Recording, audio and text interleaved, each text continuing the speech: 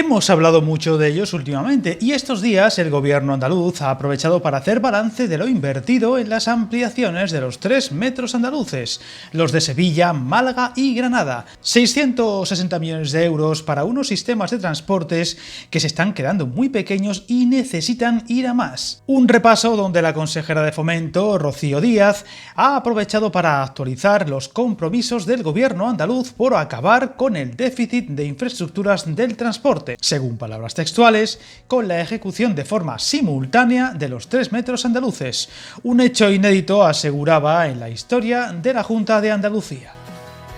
Díaz recordaba que se había marcado el 2024 como año clave para el desarrollo de los 3 sistemas de transporte y que están cumpliendo con esos compromisos, añadiendo que también ha logrado la puesta en servicio del tranvía de la Bahía de Cádiz, en servicio desde otoño de 2022, Alcalá de Guadaira y retomar el de Jaén, un balance en el que también se aprovechó para cargar contra el anterior gobierno, asegurando que a la llegada del Ejecutivo de Moreno Bonilla se encontraron con un panorama desolador, con las obras del metro de Málaga al centro atascadas, la puesta en servicio del metro de Granada con un reguero de obras compensatorias sin acabar y con un metro de Sevilla con los proyectos por completar de la red de metro olvidados en los cajones, incompletos y con informes caducados tras gastarse 17 millones de euros en su redacción, según sus propias palabras.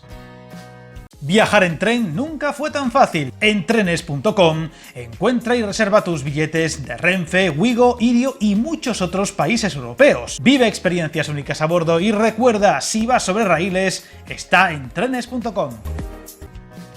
Pero lo más interesante de la comparecencia de la consejera era el repaso de lo que ahora está en marcha y llegará próximamente, aunque en muchos casos hemos tocado en varios vídeos del canal con recientes anuncios muy relevantes. En el caso de Granada, la prolongación sur desde Armilla a Churriana de la Vega y Las Gavias se ha convertido en un proyecto fundamental para mejorar la movilidad del área metropolitana de esta ciudad y hacerla más sostenible, logrando activarse para optar a la financiación de los fondos europeos Next Generation, cuyo requisito fundamental es que su puesta en servicio sea antes del año 2026. Las obras se iniciaron a finales de año y suponen el incremento en 4,7 kilómetros del trazado, que se ha dividido en 2 tramos. En el primer tramo, entre Armilla y Churriana de la Vega, se trabaja en la reposición de servicios afectados y se han demolido estructuras necesarias para ejecutar la plataforma de vía, mientras que en el segundo tramo, que va de Churriana a Las Gavias, ya se están ocupando diferentes localizaciones, como el futuro intercambiador de la Gloria o el tramo final hasta la calle Estación del Tranvía.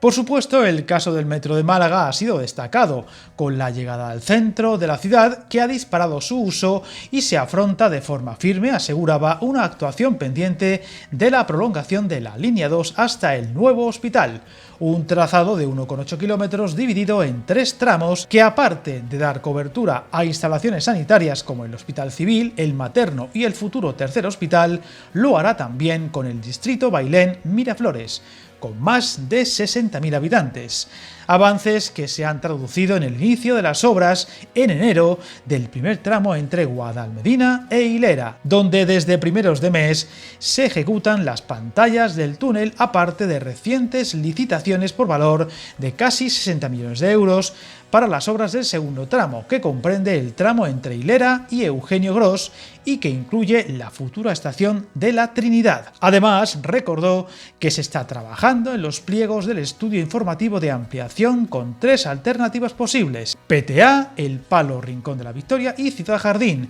que ayudarán a tomar la mejor decisión sobre cuál será la próxima línea que se construya en la ciudad.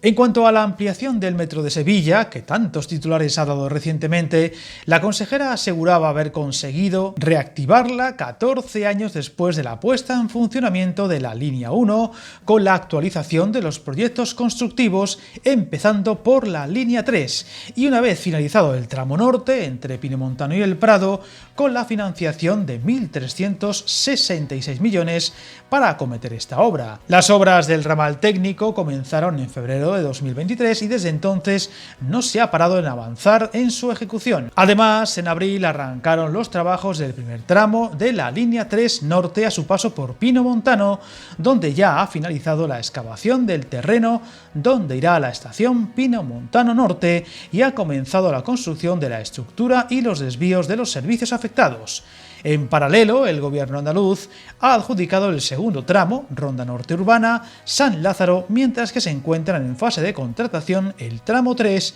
que llega hasta el Hospital de la Macarena. Se avanza para la firma de un protocolo de colaboración con la Consejería de Cultura para los trabajos arqueológicos, especialmente a su paso por la ronda histórica, y también mencionó el desbloqueo de la línea 2, con la licitación por algo más de 830.000 euros del estudio de alternativas que no solo analizará la conexión entre Sevilla Este y la isla de la Cartuja, sino también su extensión a los municipios del Aljarafe. También ha recordado que la línea 3 Sur se encuentra en fase de redacción con un cambio sustancial en el trazado original, para ir más allá de los Bermejales y extenderse hacia Palmas Altas y Bellavista, confiando en que el gobierno central participe en su financiación.